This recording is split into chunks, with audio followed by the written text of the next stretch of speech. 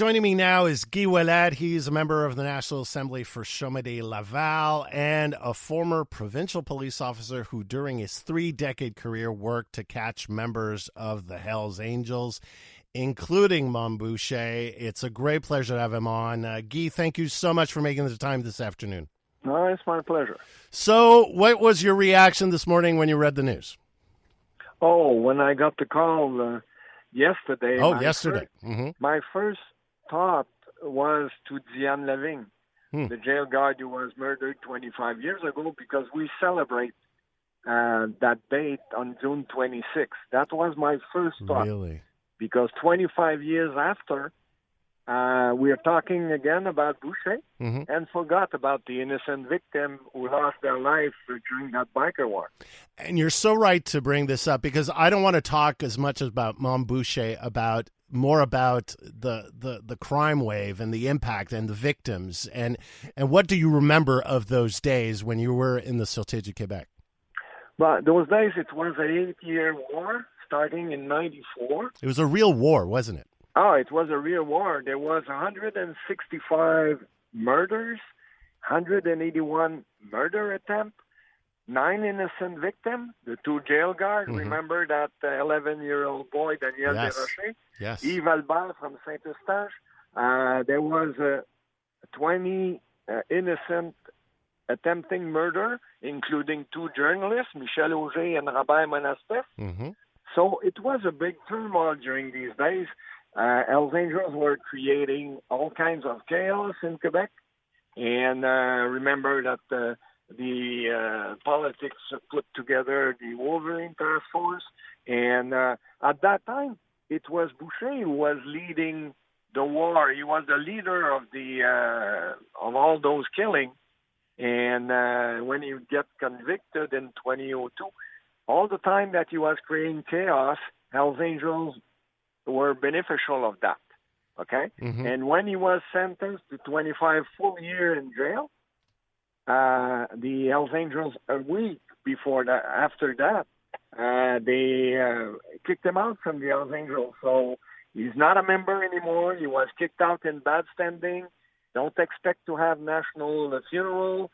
They don't want to have any link to Boucher after he gets convicted. And I think that the most important thing today is to remind everybody about Diane Lavigne, the jail guard, just because she was wearing correctional service uniform.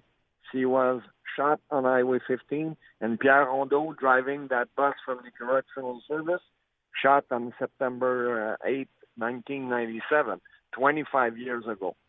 Thank you so much. It's a page of the book who's closing today by having Boucher dead. For everybody who was there at that time, for the new generation, remember that in 2005 I wrote a book called Mom, and for a coincidence that you can't believe, it will be reprint in 2 weeks. So we were intending to reprint it, and it's on the process right now. So for those who didn't know about what's happening during that period, because Boucher is incarcerated from 2000, so it's been 22 years that he's in jail. So there's an old generation who don't have a damn idea who he was and what kind of turmoil it creates in Quebec at that time. I wanted to say thank you for commemorating the memories of the victims, but it's more than just 2 or 9 victims. I mean, the reign of violence, terror, the drugs, prostitution, you name it, everything, armament, arms smuggling, everything that was involved here.